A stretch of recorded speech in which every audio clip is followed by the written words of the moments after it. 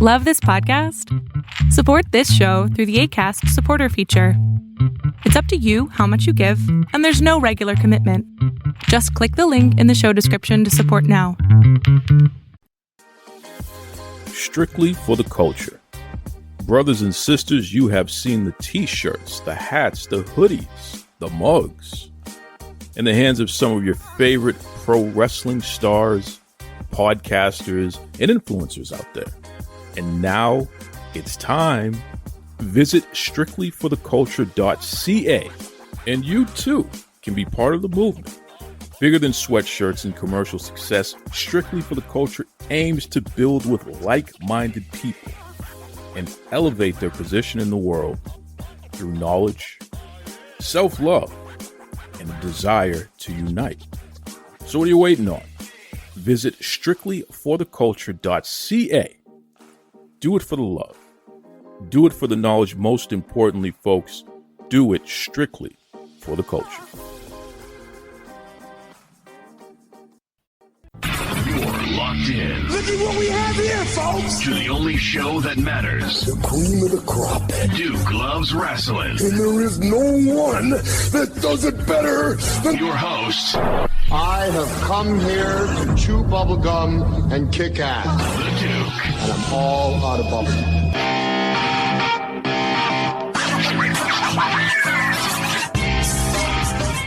Brothers and sisters, welcome back. Welcome back to Devon the Duke, a limited podcast series hosted by your main man, Duke Loves Rasslin, and of course, the Hall of Famer himself, one of the most decorated wrestlers of all time, Devon Dudley. How you doing there, Devon?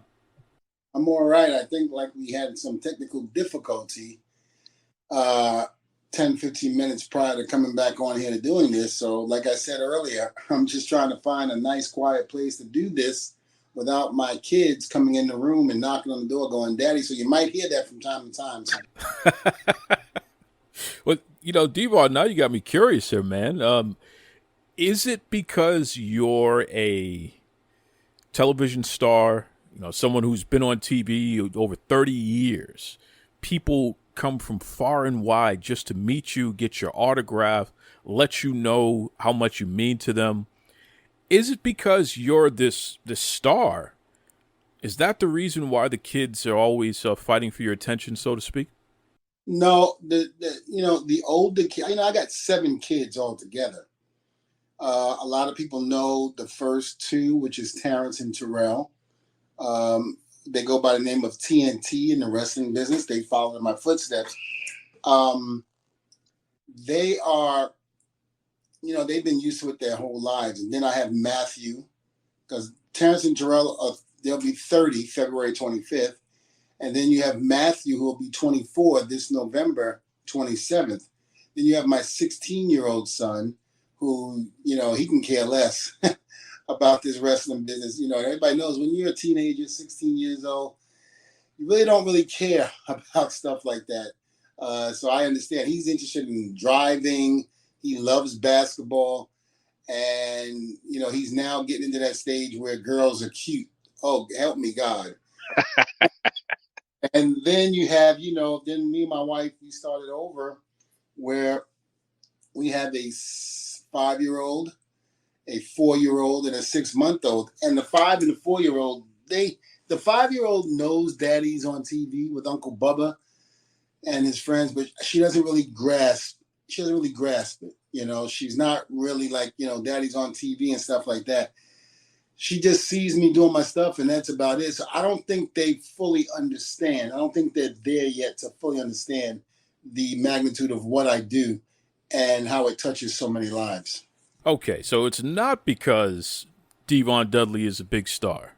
I think Mom is the big superstar in the house. And, I think Chris Rock said it best. Dads don't get no respect. Every time you see an athlete or somebody, they thinking Mom. I want to thank my mom. I want to thank my mom. What the hell does Daddy get? Daddy don't get shit. Man, after 7 kids, you certainly have found that out the hard way, right?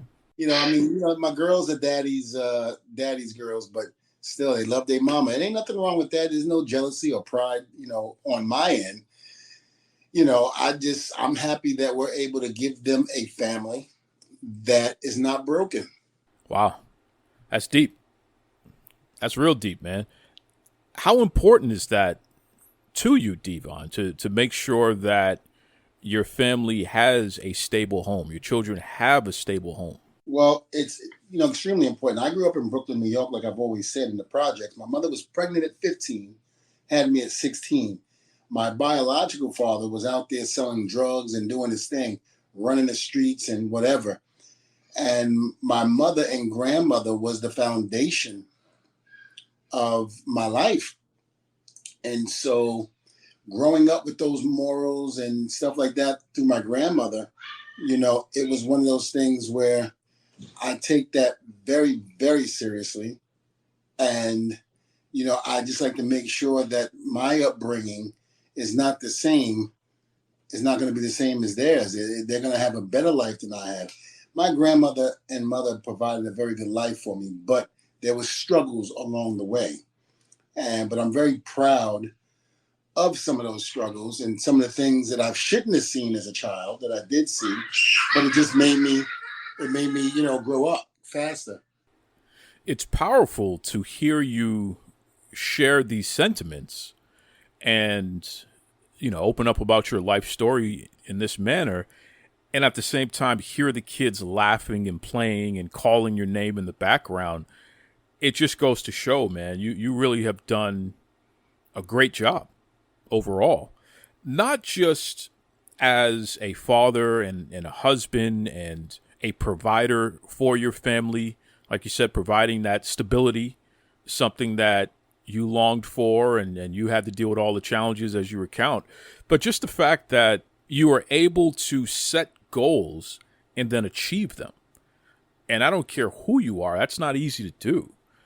And certainly to provide a better life for your family than what you had growing up, that's a very serious goal to set. It's a very difficult goal to achieve because life is life. There's so many twists and turns and challenges that can knock us off track from what we've always dreamed or hoped we were able to accomplish. But yet you are someone who's actually made it work, made it happen, and you have fruits of your labor to show for it. So, again, kudos to you, Devon. I just gained a tremendous amount of respect for you, even more so than ever before now, because I didn't realize your beginnings were so humble, and now it makes sense why you're so dedicated to your family and why you're so serious about making sure that they're all set. And it's interesting that we're talking about this because we're seeing something like this play out a little bit in the wrestling world right now.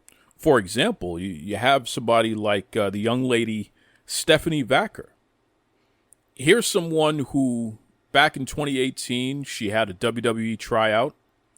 Things didn't work out for her. WWE decided not to go in that direction, so she had to go back and build her career outside of WWE.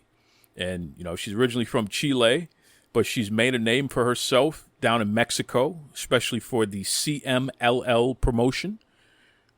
Became the number one women's wrestler and really one of the top wrestlers, period, in Mexico.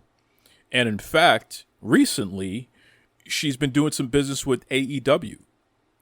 She had a match with Mercedes Moné, and vignettes and stare downs and promo and all that good stuff leading up to it. Doing business with AEW, right? As cross-promotional partnership with CMLL. Now, something happened. Something happened where Stephanie Vaquer was actually negotiating with both AEW and WWE. And according to Conan on the Keeping It 100 podcast, and shout out to Conan, Stephanie Vaquer was actually left at the airport by AEW. So this is not a new thing that we've heard. This has been done before. In fact, CM Punk himself has complained that this happened to him before in AEW. But Stephanie Vaquer was not picked up at the airport. She had to figure out how to get from where she was at the airport to where she needed to be. And as a result, according to Conan, she decided, that plus hearing from other wrestlers, especially Mexican wrestlers, and how they're treated in AEW and how they're treated in WWE, she decided she's going to go with WWE. So Stephanie Vaquer left CMLL. She left negotiating with AEW, signs with WWE, immediately starts wrestling for WWE. In fact, she did 2 shots with them down in Mexico, back to back. And it's already been discussed on WWE NXT that she's going to be part of that promotion or sub-promotion within the WWE universe there. So this is interesting. This is somebody who made a decision to do what's best for them and best for their family and go with WWE. AEW had a shot at her. They had the best shot at her, quite frankly, because she was already doing business with them, and they just couldn't close the deal. What's your take on that, Devon? Well, let me just say this. Her leaving AEW to go to the WWE, I can understand. The 2 meetings that I had with Tony Khan, or 3, I should say, one was at Universal. When they were there, they did their last couple of shows at Universal. Then it was in, I think, December of that year. It was December of that year, and I basically had, I don't know, it was a weird experience. And then I had another one in January, this coming January, I believe it was. The unorganized stuff that I saw was mind-boggling to me. Because, it's true, the man has more money than the WWE, because of his father. It seems like it's an endless amount of money, but yet there's no organization. I think that was one of the biggest things that I heard when I was there. And again, I wasn't going there because I needed the job. I was going there because I was told that if I went there, it was going to help my sons, Terrence and Terrell, be able to get employment there and to be able to get some stability in the company. And like I said on a previous podcast, when I told them I did not want to wrestle, really, I just wanted to help my sons, maybe manage like Jake the Snake Roberts was doing, like Tully Blanchard was doing. That's what I wanted to do. I just wanted to manage. At the time, because I had the back surgery, I didn't want to mess up anything. I was told, yes, that was the opportunity that I could, achieve, and help my boys out in a tremendous way. But every once in a while, get in the ring, like in a 6-man tag or something like that, would I be opposed to that? I said, well, no. But understand, I'm not trying to relive the Attitude Era or even the TNA era. I just want to help my sons. And just leading up to the first, I thought the first meeting was good, but, Tony had me waiting around like I was some young boy for him. And I remember telling my agent, I said, I don't need this. The only reason why I'm still staying here and dealing with this is because of my sons. I don't really care to come to this company and work. When you've worked for the WWE, to me, there's no other company that's better. Now, I know people leaving the company and, they badmouth WWE and they say this and they say that. But when things are going good for them, they're on the WWE bandwagon. It's the greatest company in the world. But the minute things start going south or going in a different direction, now they want to bury the company. Me personally, I've never seen so much unorganized stuff going on in a company like AEW.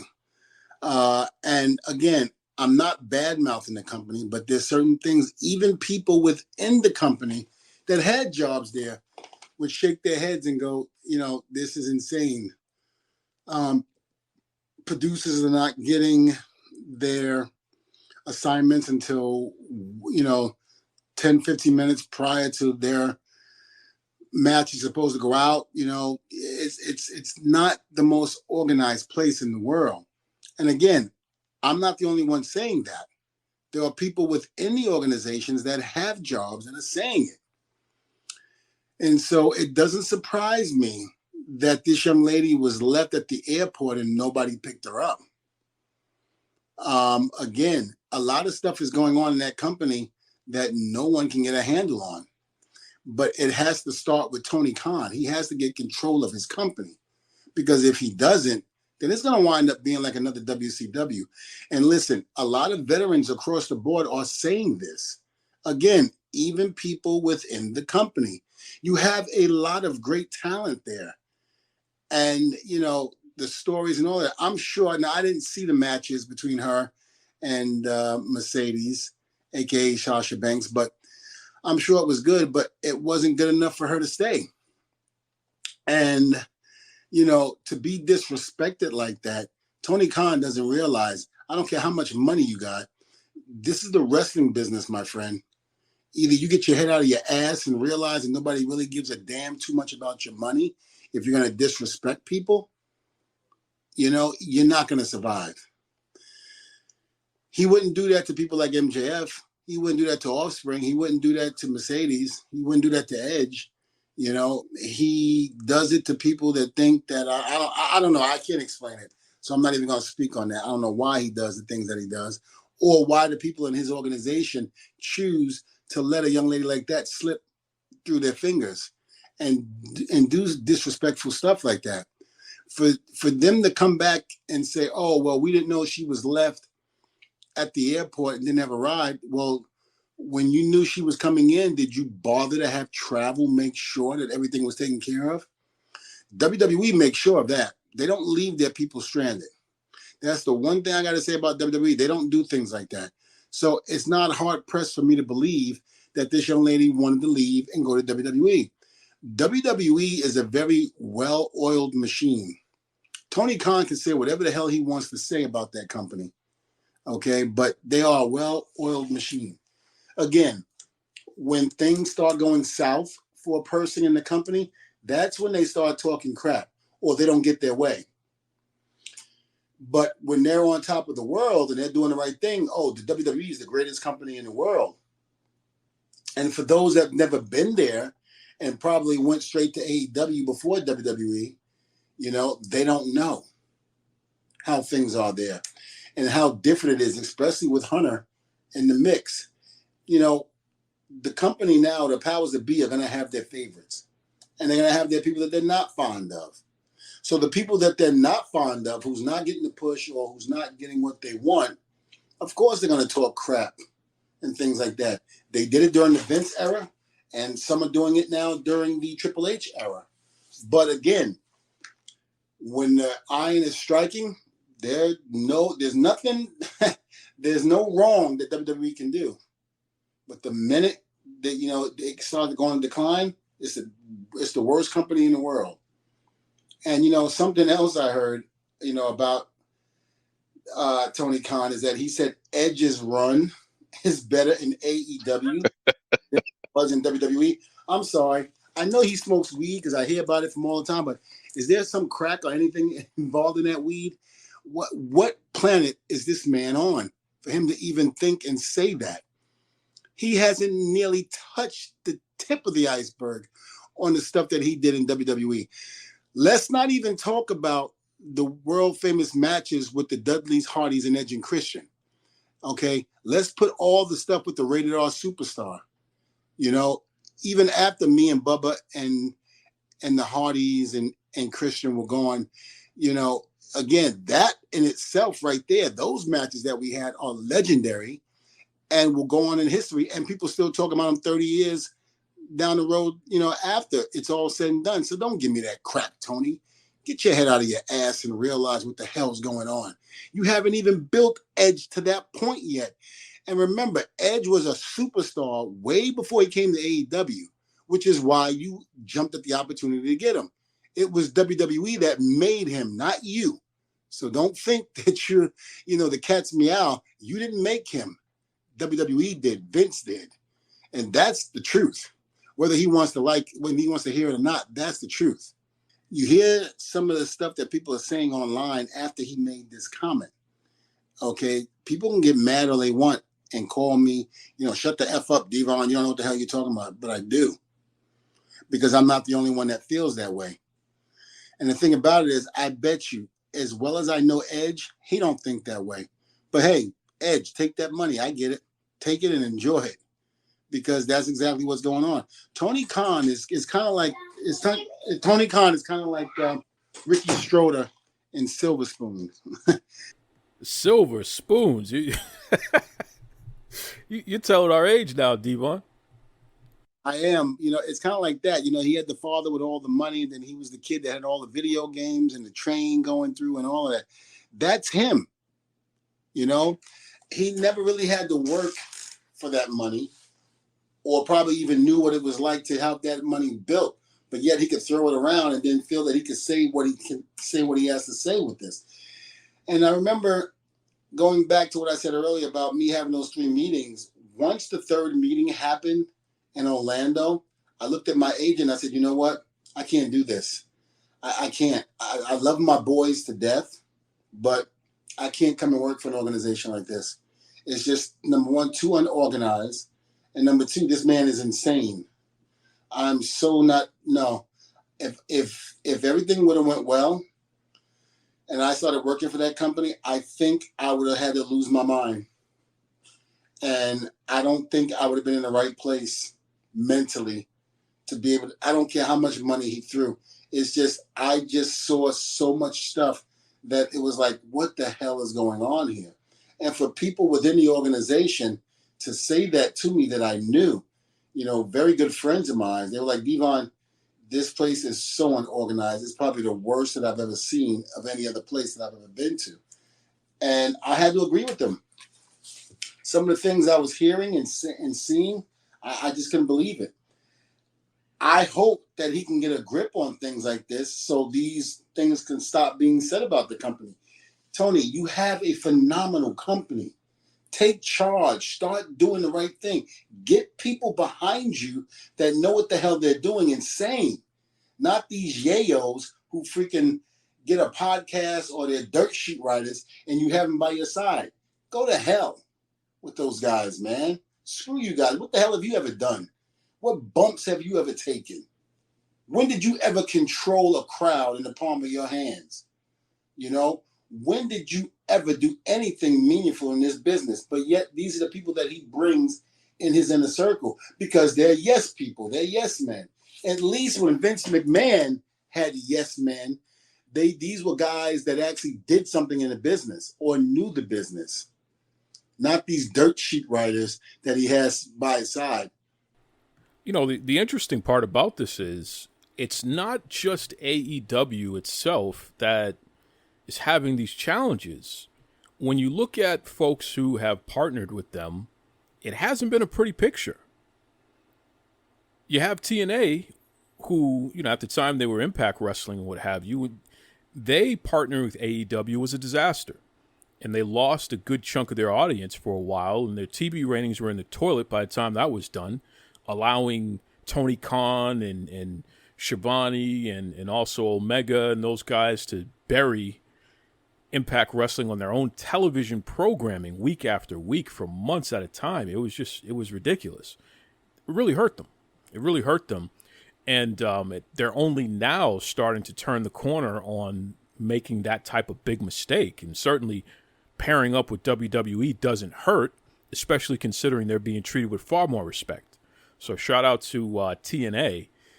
But you have a situation where today, Bushiroad, the parent company of New Japan Pro Wrestling, they revealed some of their financials. They're a publicly traded company, so they have to do that.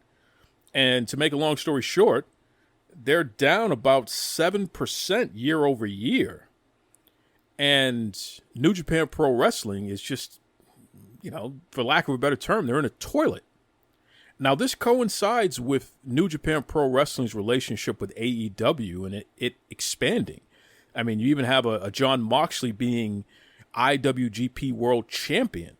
And clearly that hasn't done anything in terms of a net positive for New Japan Pro Wrestling at all. In fact, they just are in a downturn period.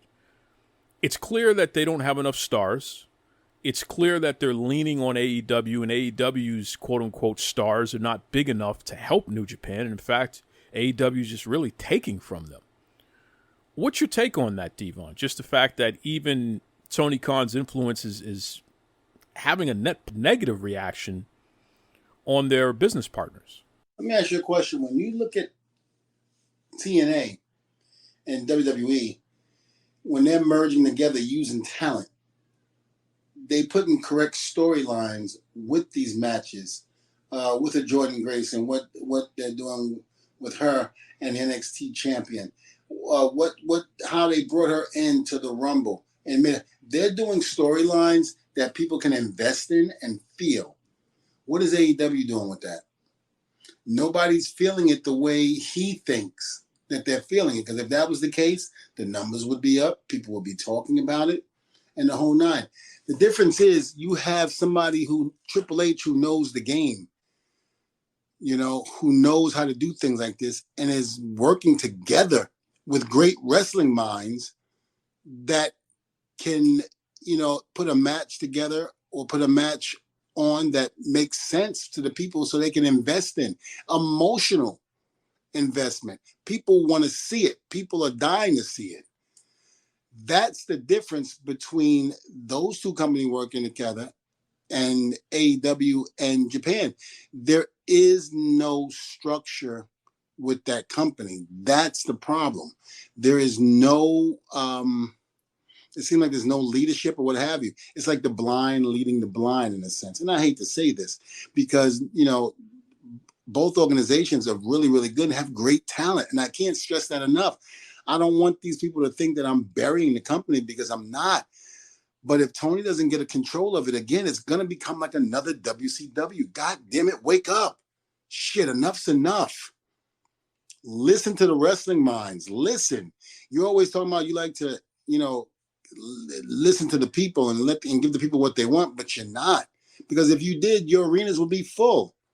And stop trying to go after WWE and talking about them or how bad they are or how you took somebody from their organization and made them bigger stars than they were in WWE. Here, the bottom line is this. The only reason why you have them is because you're throwing a boatload of money at them.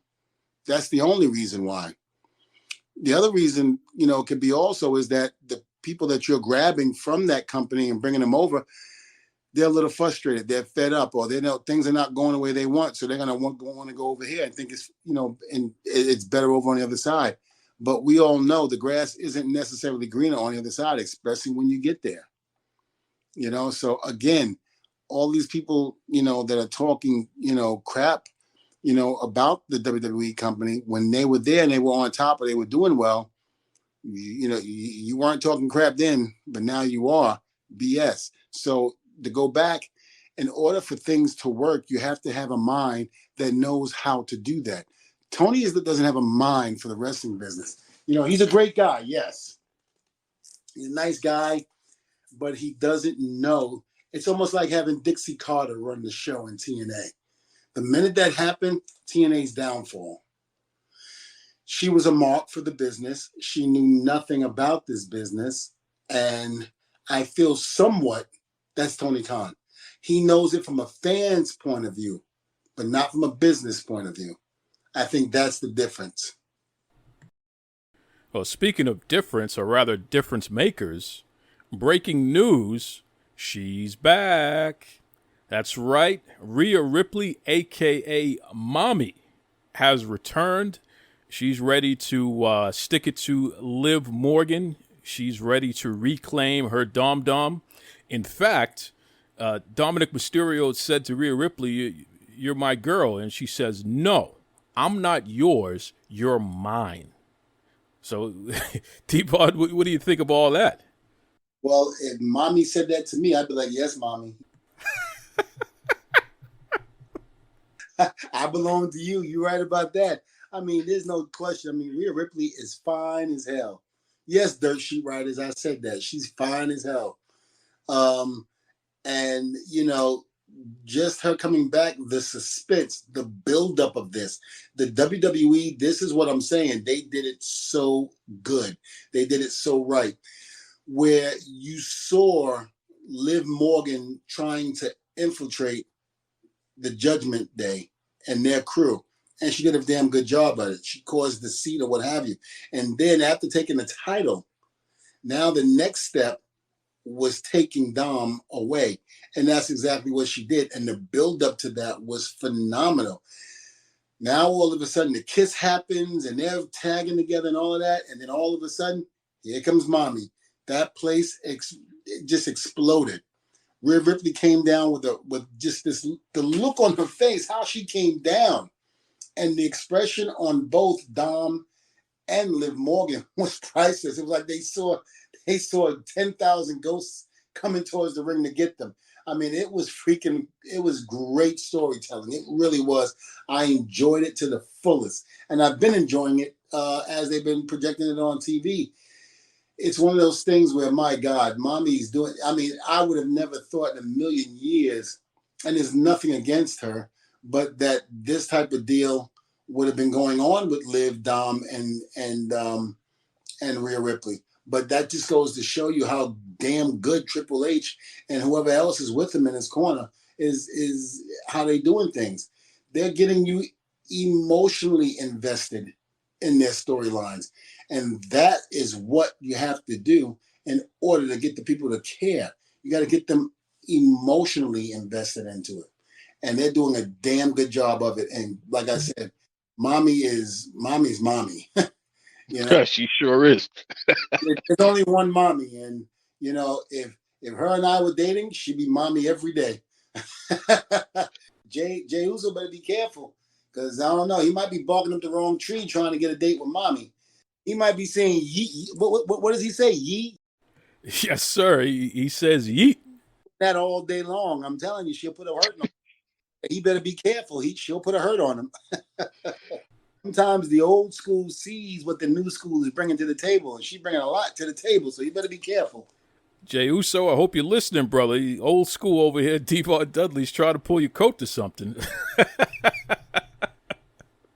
Shout out to Mami. Shout out to Dom. Shout out to Liv. Fantastic program they have going on there. Everyone's intrigued. Everyone's tuning in. It's interesting. It's very interesting, and it's fun, refreshing, something different.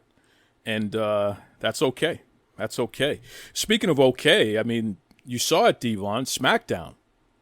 Cody Rhodes was being held back while the Bloodline dismantled Randy Orton.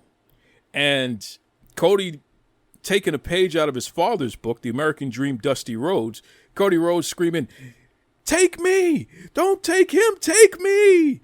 As he watched Randy Orton just get decimated. I mean, goodness gracious, Jacob Fatu with the super kicks over and over and over again. Randy was worse for wear.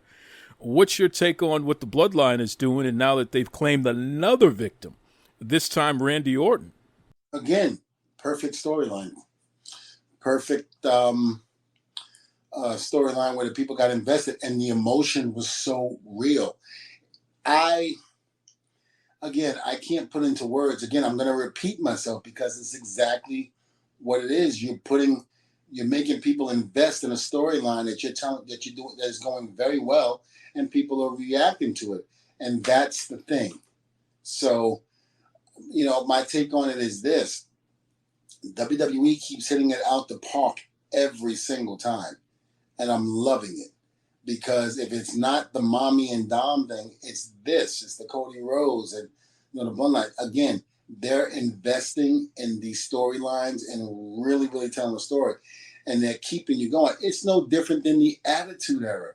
This is exactly what they were doing in the Attitude Era. Which is why everybody from the opening match to the main event was over. Why everybody was over during that time. People did not want to turn the TV when a commercial came on during the Attitude Era because they were afraid that they were going to miss whatever it was when they came back. So again, kudos to the WWE, Triple H, and I've got to say, Paul Heyman has got to be helping out with these storylines because it has Paul Heyman written all over it. To take a page out of Dusty Rhodes, well, you know, take me instead of take me. But the Bloodline's like, nah, we're going to kill him because we know that means more to you than it would be beating your ass. And it showed. kudos to everybody involved in that segment. Again, my hat goes off to the WWE with that. Well said. Well said.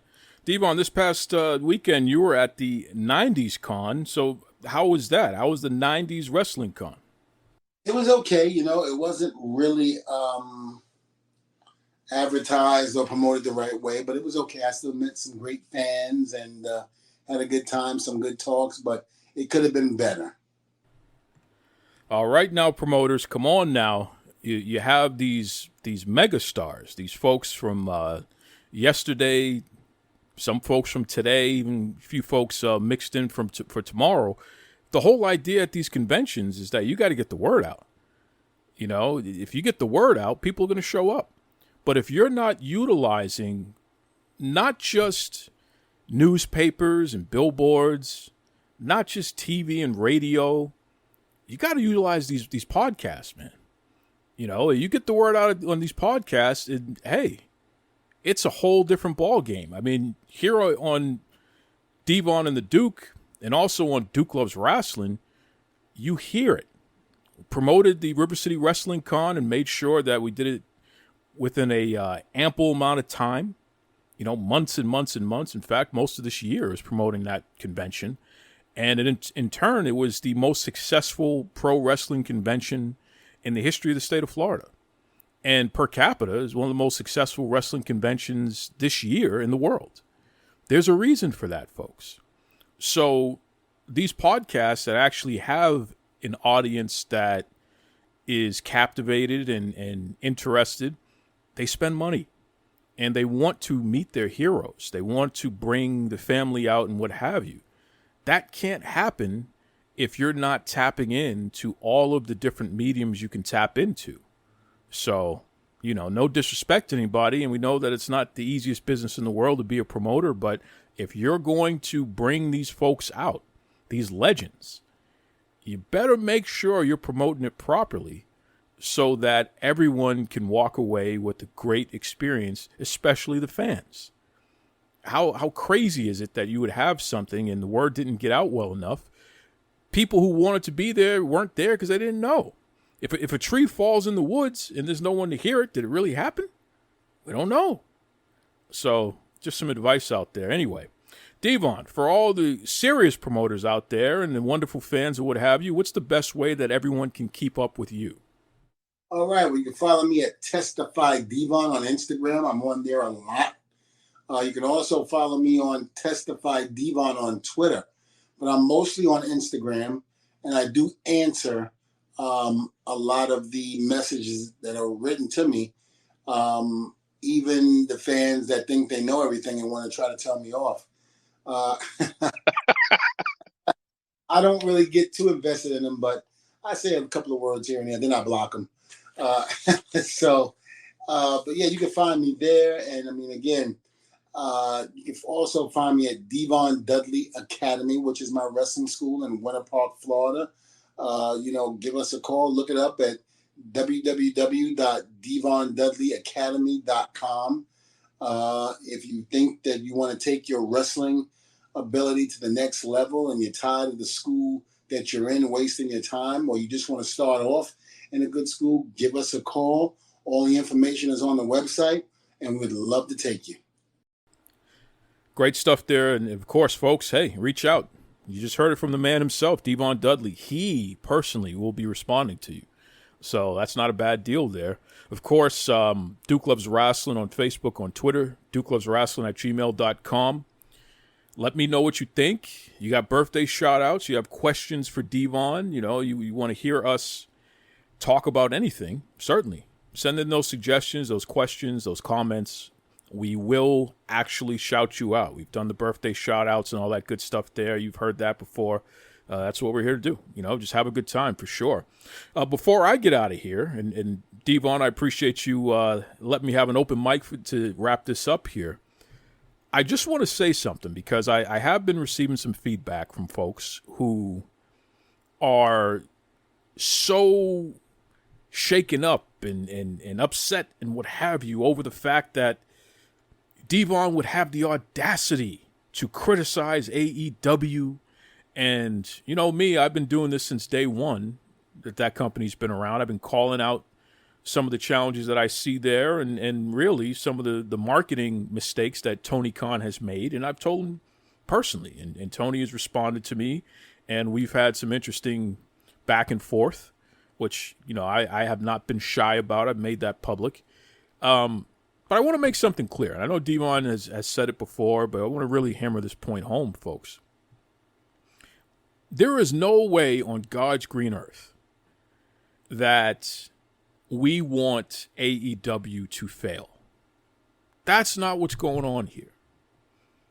Congratulations on Dynamite hitting that 250th episode and all that good stuff. We don't want this to fail. Folks, if any of you have listened to Duke Loves Rasslin, you have heard from people who are in AEW. You have heard Tony Schiavone, who's a great man and a legend. Thunder Rosa, Shane Taylor, the Renegade Twins. Khan. I can go on and on and on and on. Layla Gray. We've had some fantastic folks who are actively under contract in AEW, and we care about them. Devon has trained folks who are in AEW. He cares about them. Devon has worked with folks who are in AEW. He cares about them. So this isn't a situation where we're praying for their demise or anything of the sort. And anyone who is interpreting it that way, it's unfortunate because that's not the case here. Here's the reality of the situation. In order for this company to continue to be a viable place where wrestlers and people who work behind the scenes have another option, where they can make a great living for themselves and their families, where they can still be seen on television, where they can still be top stars. In order for this thing to work, Tony Khan has to foreclose on whoever he was previously in terms of how he's been running this company. He's got to shut that down. He's got to start from scratch here, in the sense that it's time to utilize the great wrestling minds that are around you, because there's plenty of them in that company. It's time to loosen up the reins a little bit and get some professionals who actually know how to run a business successfully and not just be a trust fund baby, but actually know how to run a business successfully. It's time to bring these folks in. And I think piece by piece, Tony is starting to do that a little bit, but it's time to ramp that up. You got to show these television partners, whether it be WBD or anybody else, that you're a serious company with serious plans to last beyond 2024. And you can't do that when you're doing goofy nonsense all the damn time. You certainly can't do that with Tony Khan being the spokesperson of the company, because he just really doesn't do a good job of that. So, again, this is like tough love here. We love pro wrestling, and we love the pro wrestlers. We love the people who work in wrestling. We love the fact that no matter what happens, you're generating content that we can discuss. And of course, our listeners, they love it because they want to hear perspective about things.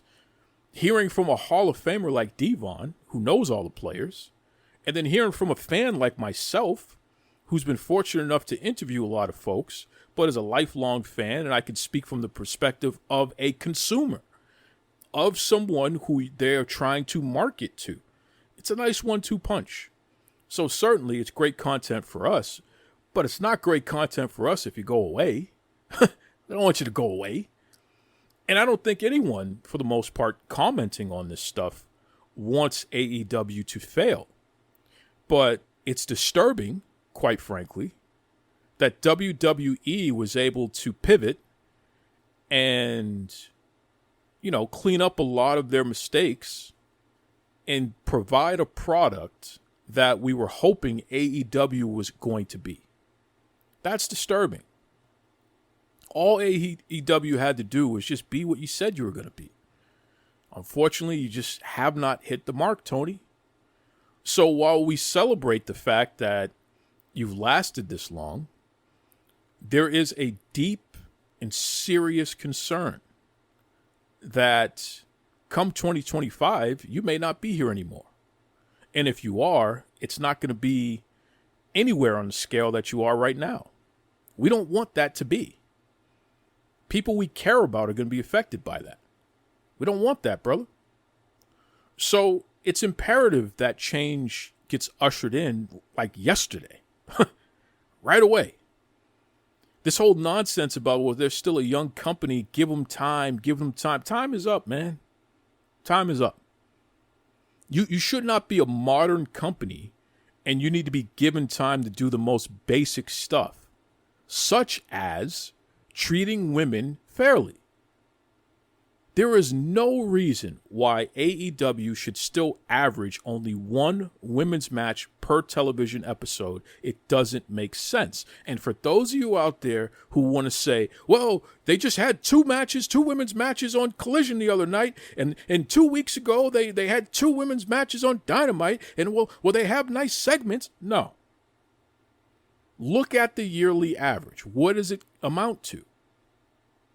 The same thing it's amounted to all along for the whole history of the company. That is not acceptable.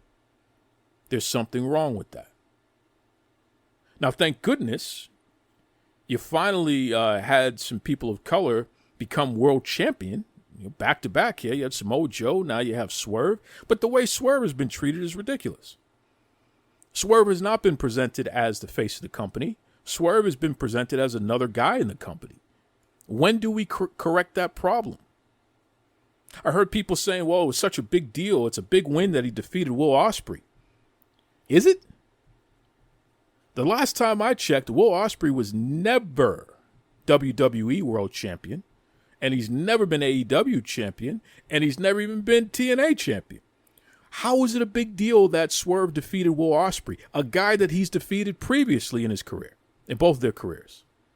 That's not a big deal. It's ridiculous. Will Ospreay, hey, might be a nice guy, all that good stuff. He has not arrived yet. Let me say that again. Will Ospreay has not arrived yet. Defeating him when you're the world champion is not a big deal. But you know what would be a big deal? Swerve defeating Jon Moxley, a guy who's been champion in the WWE, AEW, New Japan. Yes, that's a victory that makes sense. Let's have plenty of that. Put him in a feud and have Swerve defeat Moxley over and over again, definitively. That makes sense. You want to make a face of your company? That's an easy way to do it. Get MJF in there with Swerve. Put them in a feud. Have Swerve come out on top. That will do it. Swerve should be beating every single previous champion in that company. Now, he can't beat CM Punk. He's gone. But everybody else, and I know Omega, he's injured, so whatever. But everyone available, Swerve should be defeating them.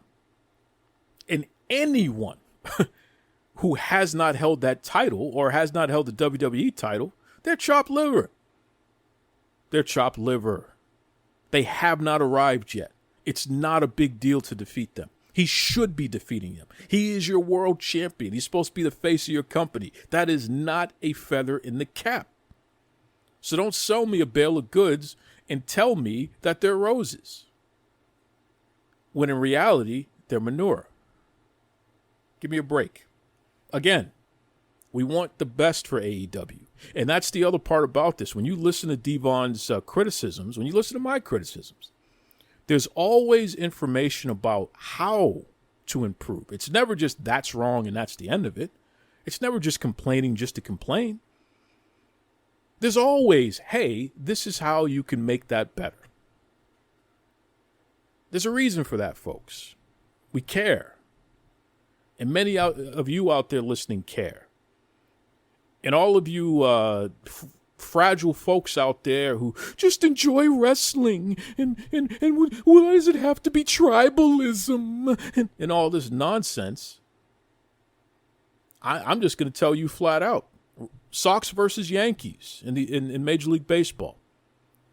The Boston Red Sox versus the New York Yankees. It's the biggest rivalry in sports. Celtics versus Lakers in the NBA. The Boston Celtics versus the Los Angeles Lakers. It's one of the biggest rivalries in sports history. Do I need to keep going in every sport and explain this to you? Rivalries matter.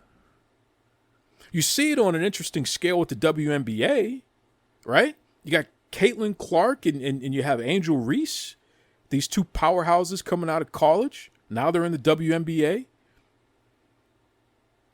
right? Rivalries. This is healthy for the sport. Look how it's driven ticket sales and interest in every other sport. Pro wrestling is sports entertainment, but the same concept in regard to rivalries matter. When you pick a company over another company and you want one to do well and you want them to best the other company, that's a rivalry. WCW and WWE went through that. TV ratings and ticket sales and making money and all that went through the roof for everybody. It was fantastic. Fans were engaged like never before. So for all of you fragile people out there who can't wrap your head around the concept of a rivalry and you know, touch grass. Well, stay off the wacky tobacco because clearly it's messing up. It's clouding your judgment. Don't touch that grass. Stop touching that grass. It's not helping you. It's messing you up. It's getting you paranoid. You're getting that skunk weed. You're not getting the good stuff, baby. All right? I'm just telling you right now. Smarten up. Having some type of us versus them situation is actually a good thing, especially for people who are emotionally stable enough to be in on it, in on the joke. The whole Red Sox versus Yankee. Listen, I've seen people come to blows over that. That's a little extreme, but, you know, I grew up seeing that happen. But I'll tell you right now, both of those franchises make money hand over fist because of that rivalry. It's just the way it is, man. So why can't we have that with WWE and AEW? Because I'm going to tell you, when you want one company to be more successful than the other, when you pick a side or when you switch sides, you don't want the rivalry to end. You want the rival to still exist and come back another day. And hey, you know, quiet as it's kept, sometimes you want the rival to kick your ass so that you can come back 10 times stronger and be motivated. It's not a rivalry if it's one-sided all the time. You need some kind of mix up in there, right? That's the whole concept of 83 weeks, which Eric Bischoff was gracious enough to talk about that on this show. I digress. Listen, folks, we want AEW to stick around. We want that to be a place where people can make some money. We want the rivalry to exist. But we need you to be healthy and stable. Stop acting like a bunch of lunatics out there, some of you. Take it easy. It's okay. You'll make it through this, I promise. Anyway, on behalf of the Hall of Famer himself, Devon Dudley, this is the Duke from Duke Loves Rasslin, letting you know we appreciate you and we thank you. Can't wait for you to join us again for another episode of Devon and the Duke. Take it away, Tony Schiavone. This is Tony Schiavone, and we're desperately out of time on Duke Loves Rasslin.